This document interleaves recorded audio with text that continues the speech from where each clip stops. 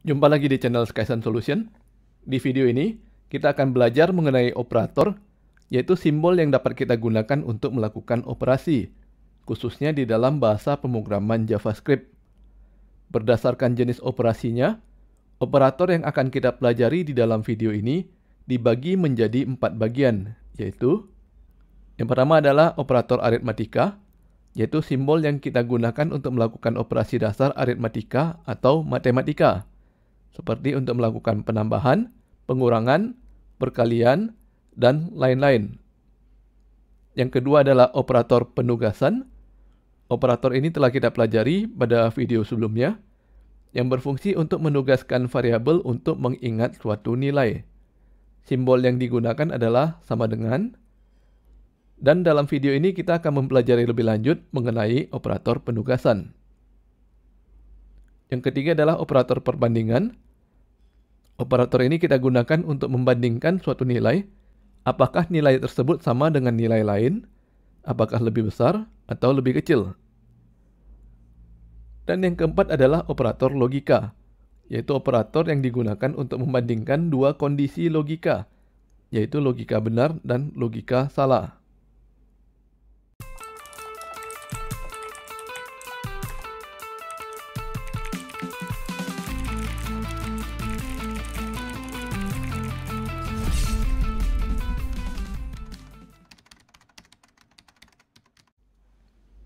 Kita mulai dari operator aritmatika terlebih dahulu. Operator ini kita gunakan untuk melakukan operasi dasar aritmatika. Kita bisa menggunakan simbol tanda tambah untuk melakukan operasi penambahan, tanda kurang untuk melakukan operasi pengurangan, dan yang perlu diperhatikan di sini, untuk melakukan operasi perkalian, kita tidak menggunakan tanda silang ataupun huruf X. Di komputer, biasanya kita menggunakan tanda bintang. Dan kemudian untuk melakukan pembagian, kita menggunakan tanda garis miring. Nah, yang terakhir ini adalah operator yang mungkin jarang didengar oleh teman-teman. Ini adalah operator modulo atau modulus, atau bahasa Indonesianya sisa bagi. Operator ini menggunakan simbol persen. Nanti akan kita bahas contoh penggunaannya. Kita langsung coba di browser ya. Kita klik kanan, pilih inspect, dan kemudian kita pilih console. Kita coba melakukan operasi penambahan. Misalkan kita ketik 1 tanda tambah 2, lalu kita tekan enter, maka browser mengembalikan nilai 3. Kita coba melakukan operasi pengurangan. Misalkan 4 dikurangi 3, maka hasilnya adalah 1. Nah, untuk perkalian kita menggunakan tanda bintang ya. Jadi misalkan 3 bintang 4, atau dalam bahasa kita adalah 3 dikalikan 4, maka hasilnya adalah 12. Selanjutnya kita coba operasi pembagian. Sebagai contoh, 6 dibagi 3, kita tuliskan dengan simbol 6 garis miring 3. Dan hasilnya adalah bilangan bulat 2. Kita coba lagi, 10 dibagi 3, maka hasilnya adalah 3,333 dan seterusnya. Perlu diingat di sini bahwa secara default semua tipe data angka pada JavaScript adalah float. Jadi tipe data angka bisa menyimpan bilangan desimal seperti 3,333. Nah, sekarang kita coba operator modulus ya. Kita coba 6 modulus 3. Hasilnya adalah 0, karena 6 habis dibagi 3, tidak ada sisa. Selanjutnya kita coba lagi 10 modulus 3. Hasilnya adalah 1 ya. Karena kalau 10 kita bagi dengan 3, maka hasilnya adalah 3 dan sisanya 1. Jadi 10 modulus 3 hasilnya adalah 1. Operator modulus ini nantinya akan sering kita gunakan untuk mencari bilangan ganjil genap dan bilangan prima. Pertanyaan berikutnya, bagaimana bila kita menggunakan beberapa operator dalam satu baris kode? Sebagai contoh, 3 ditambah 4 dikalikan 5. Berapakah hasilnya? Kalau kita jalankan instruksi ini dari kiri ke kanan, maka pertama kita jalankan dahulu 3 ditambah 4, hasilnya adalah 7. Kemudian 7 kita kalikan dengan 5, maka hasil akhirnya adalah 35. Sedangkan kalau kita menjalankan perkalian terlebih dahulu, maka kita kalikan dahulu 4 dengan 5, hasilnya adalah 20. Setelah itu kita tambahkan hasilnya dengan 3, sehingga hasil akhir kita adalah 23. Nah, apabila kode ini kita jalankan di JavaScript, kira-kira yang mana hasilnya? Bagaimana menurut teman-teman? Kita jalankan di browser ya. Kita ketik 3 ditambah 4 dikali 5. Dan ternyata hasilnya adalah 23. Mengapa begitu? Karena secara default di JavaScript ada yang namanya operator precedence.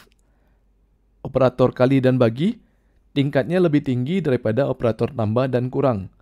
Jadi apabila ada operator kali dan bagi di kode yang sama dengan operator tambah dan kurang, maka operator kali dan bagi dijalankan terlebih dahulu. Setelah itu barulah operator tambah dan kurang dijalankan. Bagaimana bila kita ingin agar penjumlahan dilakukan terlebih dahulu? Setelah itu barulah perkalian. Sebagai solusinya, kita bisa menggunakan tanda kurung. Jadi kode ini bisa kita tulis menjadi buka kurung 3 ditambah 4 tutup kurung dikali 5. Maka hasilnya adalah 35. Dan dalam praktek penulisan kode yang bersih, kita juga bisa menambahkan tanda kurung di bagian perkalian. Jadi kode yang sebelumnya bisa kita tuliskan menjadi 3 ditambah buka kurung 4 dikali 5. Dan hasilnya tetap sama 23. Jadi walaupun operator precedence menjalankan perkalian terlebih dahulu, namun kita tetap memberikan tanda kurung pada kode perkalian. Tujuannya adalah agar kode kita menjadi lebih mudah untuk dibaca. Selanjutnya kita masuk ke jenis operator penugasan. Pada video sebelumnya, kita sudah mempelajari mengenai operator sama dengan yang berfungsi untuk menyimpan nilai ke dalam suatu variabel. Nah, di video ini kita akan mempelajari lebih lanjut mengenai operator sama dengan yang digabungkan dengan operator aritmatika yang kita pelajari barusan. Sebagai contoh, kita bisa melihat di baris kedua ada operator tambah sama dengan. Cara pemakaiannya adalah X tambah sama dengan Y. X di sini adalah nama variabel, sedangkan Y bisa berupa variabel ataupun bisa berupa nilai. Dan sintaks X tambah sama dengan Y ini bisa kita artikan sebagai X sama dengan X ditambah Y. Pertama kita tambahkan dahulu nilai X dan Y, kemudian kita simpan ke dalam variabel X. Kita coba di browser ya. Pertama kita buat dahulu variabel baru dengan nama X, dan kita isikan dengan nilai 5. Let X sama dengan 5. Kemudian kita coba misalkan variabel X kita tambahkan dengan nilai 3. Kodenya adalah X ditambah 3. Hasilnya adalah 8. Namun di sini perlu diperhatikan lagi ya. Kalau kita tanyakan ke browser apakah nilai X, maka browser mengembalikan nilai 5. Karena nilai 8 tadi tidak disimpan ke dalam variabel X. Kalau kita ingin menyimpan nilai 8 ke dalam variabel X, maka kodenya menjadi X sama dengan X ditambah 3. Jadi hasil dari X ditambah 3 ini akan disimpan kembali ke dalam variabel X. Dan sekarang kalau kita tanyakan ke browser berapa nilai X, maka jawabannya adalah 8. Nah, kode X sama dengan X ditambah 3 ini bisa kita singkat menggunakan operator tambah sama dengan. Sebagai contoh, kita clear dahulu konsolnya. Kita kembalikan dahulu nilai X menjadi 5.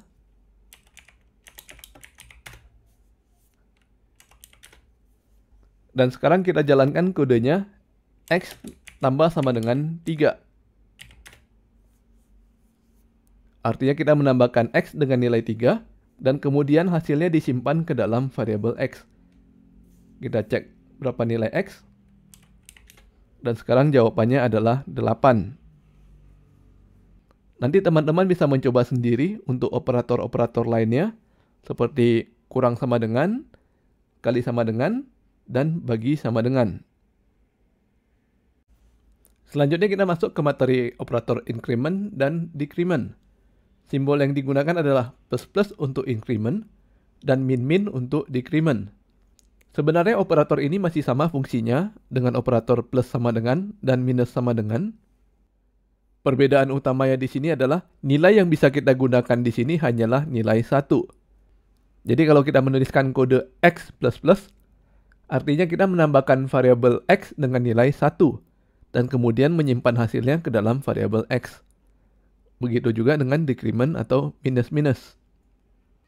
Dan yang uniknya dari operator plus ini, ada dua cara untuk menggunakannya. Yang pertama, kita tuliskan dahulu nama variabelnya, setelah itu baru kita tuliskan simbol plus. Atau cara kedua, kita tuliskan dahulu simbol plus, setelah itu barulah kita sebutkan nama variabelnya. Hasilnya tetap sama, nilai yang disimpan di dalam variabel akan ditambahkan dengan angka 1. Mari kita lihat contoh penggunaannya langsung di browser. Untuk mencoba operator increment dan decrement, kita tidak menggunakan konsol. Secara konsol membatasi kita hanya bisa menulis satu baris kode dan langsung menjalankannya. Dan berhubung kita ingin menuliskan beberapa baris sekaligus dan kemudian baru menjalankannya sekaligus, maka kita bisa menggunakan snippet. Posisi snippet ini agak tersembunyi sehingga tidak banyak orang yang tahu. Untuk mengakses snippet, kita bisa memilih bagian sources dan kemudian kita bisa pilih bagian snippet. Agak tersembunyi ya di sini. Lalu kita tekan new snippet. Kita tuliskan kode JavaScript kita di dalam snippet. Pertama kita deklarasikan terlebih dahulu variabel x dengan perintah let x sama dengan 5. Artinya nilai awal dari variabel x adalah 5 ya. Kita coba tampilkan ke konsol dengan perintah console.log dalam kurung x. Kemudian kita coba gunakan operator increment dengan perintah x++. Dan kita tampilkan lagi hasilnya di konsol dengan perintah console.log dalam kurung x. Kita jalankan snippet ini dengan cara menekan tombol play atau menekan Ctrl Enter.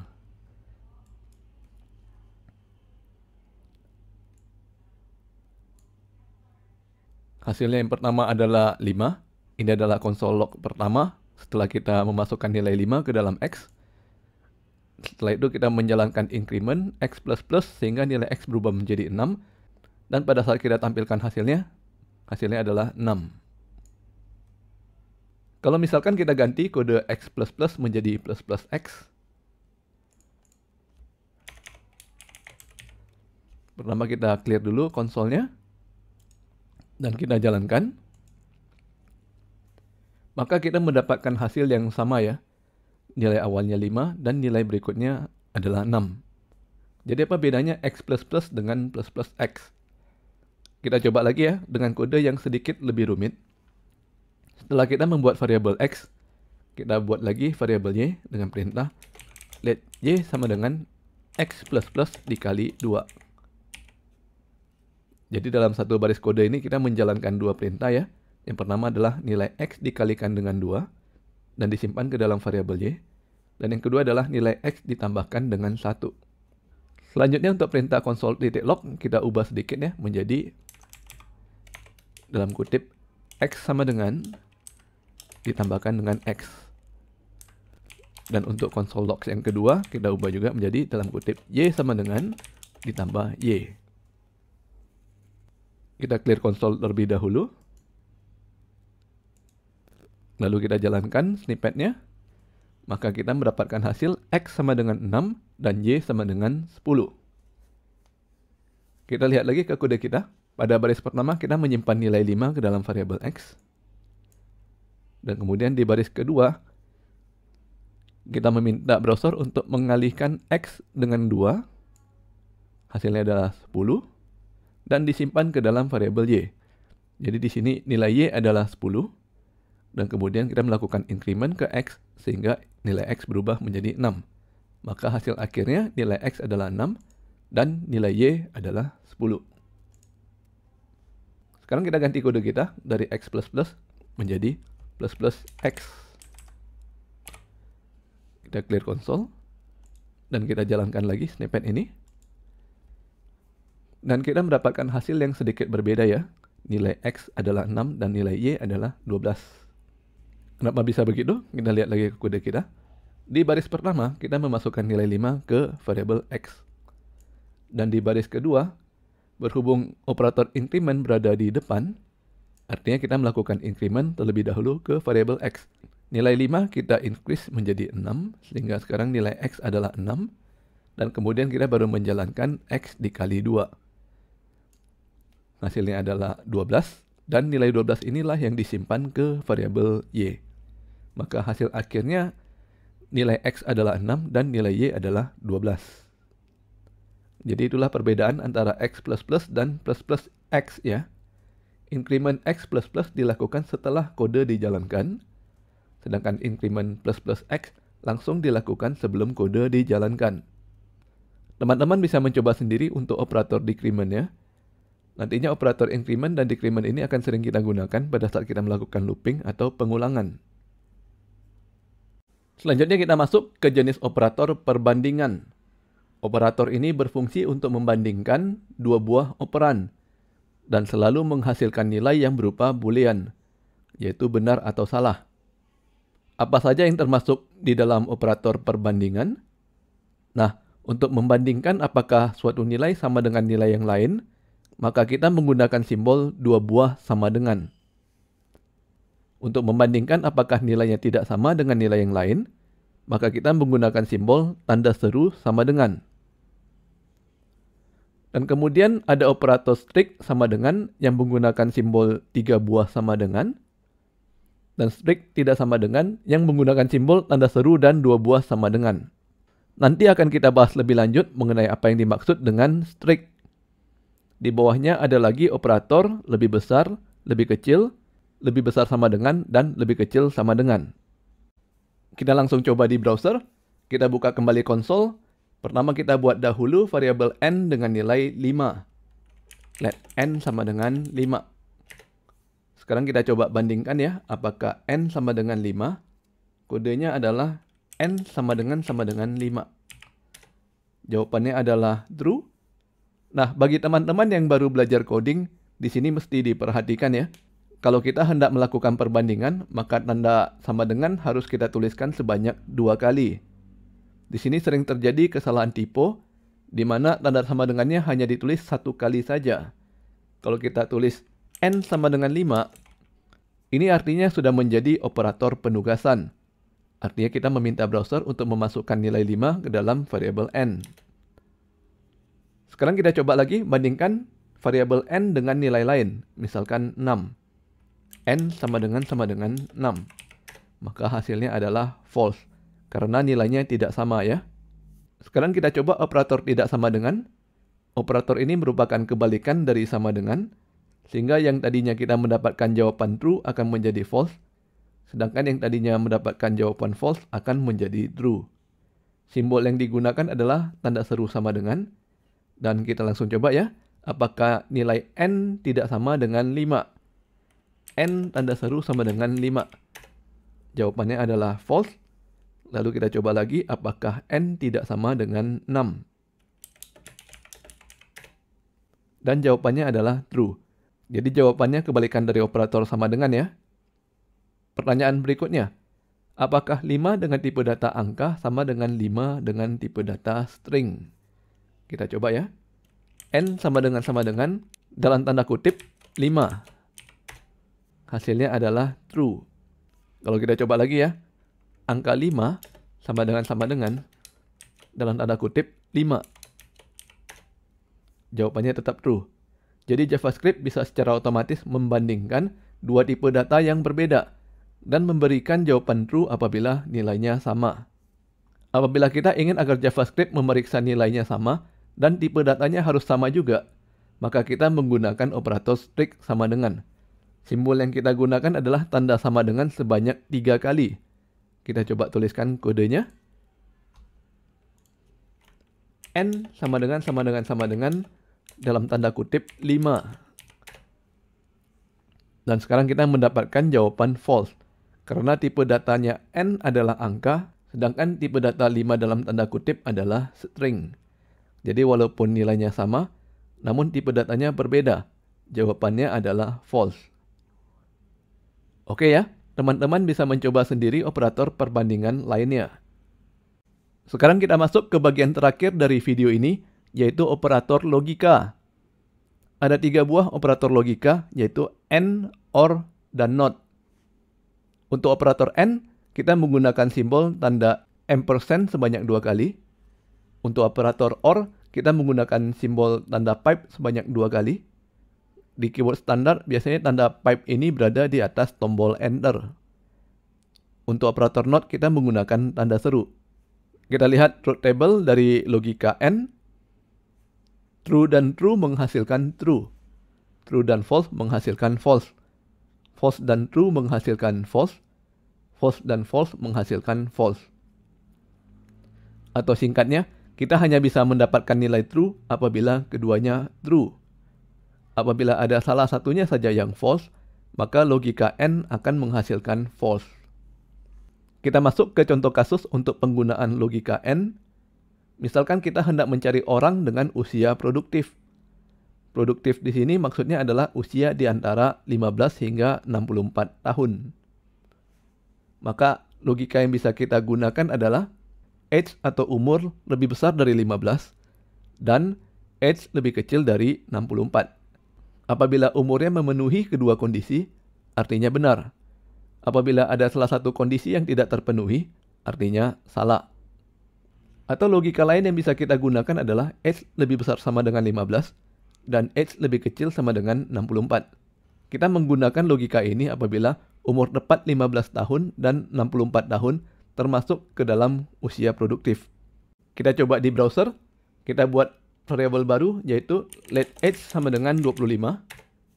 Artinya usia ini termasuk produktif ya. Kita coba ketikkan kode logikanya. Buka kurung age besar dari 15 dan buka kurung age lebih kecil dari 64.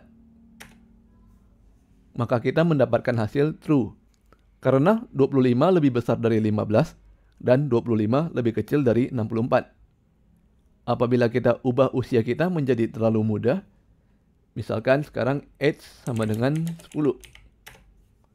Kita bisa menekan tombol anak panah atas agar browser mengulangi perintah yang pernah kita ketik. Kita jalankan kembali kode logika AND dan kita mendapatkan hasil false. Mengapa? Karena 10 lebih besar dari 15, hasilnya adalah false. Jadi walaupun 10 lebih kecil 64 bernilai true, hasil akhir dari logika AND adalah false. Sekarang kita ubah lagi age menjadi nilai pas 15 tahun. Dan kita jalankan lagi logikanya. Dan kita tetap mendapatkan hasil false ya. Karena 15 lebih besar dari 15 menghasilkan nilai false. Apabila kita ingin agar 15 dan 64 termasuk dalam usia produktif, maka kita mesti mengubah logikanya menjadi buka kurung age lebih besar sama dengan 15 dan age lebih kecil sama dengan 64. Dan sekarang kita mendapatkan hasil true. Jadi apabila teman-teman bertanya kapan kita menggunakan tanda lebih besar dan kapan kita menggunakan tanda lebih besar sama dengan, hal ini disesuaikan lagi dengan soal atau masalah yang hendak kita pecahkan.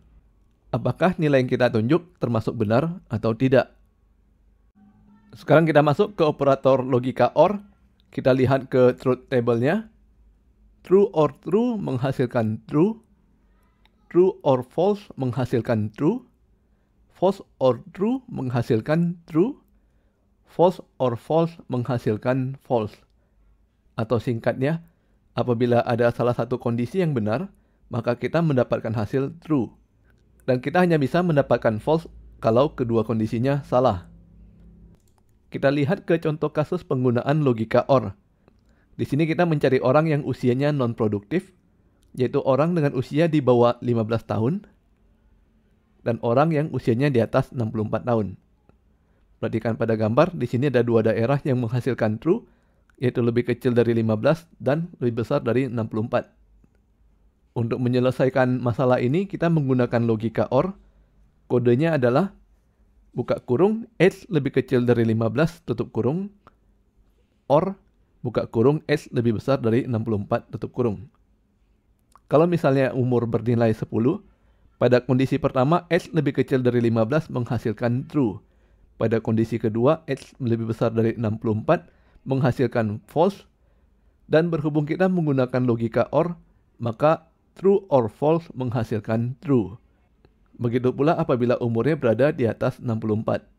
Logika ini hanya menghasilkan false apabila umur berada di antara 15 hingga 64. Solusi keduanya adalah kita menggunakan operator lebih kecil sama dengan dan lebih besar sama dengan. Dan kita menggunakan kode ini apabila umur 15 dan 64 termasuk ke kategori benar. Nanti teman-teman bisa mencoba sendiri kode ini langsung di browser. Sekarang kita masuk ke operator logika terakhir dari video ini, yaitu operator logika NOT yang menggunakan simbol tanda seru. Logika NOT ini sederhana saja ya. Fungsinya adalah untuk membalikkan nilai true menjadi false dan false menjadi true. Kita langsung coba di browser. Misalkan kita tulis tanda seru true, artinya not true, maka kita mendapatkan hasil false. Dan kalau kita tulis tanda seru false, maka kita mendapatkan hasil true. Sekarang misalkan nilai age adalah 25, artinya usia produktif, dan kita coba age lebih besar dari 15, maka hasilnya adalah true. Kalau kita tambah menjadi not dengan kode tanda seru buka kurung, age lebih besar dari 15 tutup kurung, maka hasilnya berbalik menjadi false. Kita coba lagi logika usia produktif yang kita pelajari barusan menggunakan logika AND. Kodenya adalah buka kurung, age lebih besar dari 15 tutup kurung, AND buka kurung, age lebih kecil dari 64 tutup kurung. Hasilnya adalah true. Dan sekarang logika ini kita tambahkan not. Kodenya menjadi tanda seru, buka kurung, age lebih besar dari 15 tutup kurung, AND buka kurung, age lebih kecil dari 64 tutup kurung. Dan sekarang hasilnya malah menjadi false. Dan kalau kita mengubah age menjadi 10, dan kita jalankan logika NOT yang barusan, hasilnya malah menjadi true. Artinya kode logika AND yang digunakan untuk mencari usia produktif, kalau ditambahkan logika NOT akan berbalik menjadi logika untuk mencari usia non-produktif. Dan teman-teman bisa mencoba sendiri kode logika OR yang tadinya digunakan untuk mencari usia non-produktif. Kalau ditambahkan logika NOT, akan berbalik menjadi logika untuk mencari usia produktif. Oke, sampai di sini dulu video kita kali ini. Jangan lupa subscribe ke channel Skysense Solution untuk mendapatkan informasi terbaru dari kami. Dan sampai bertemu lagi di video berikutnya.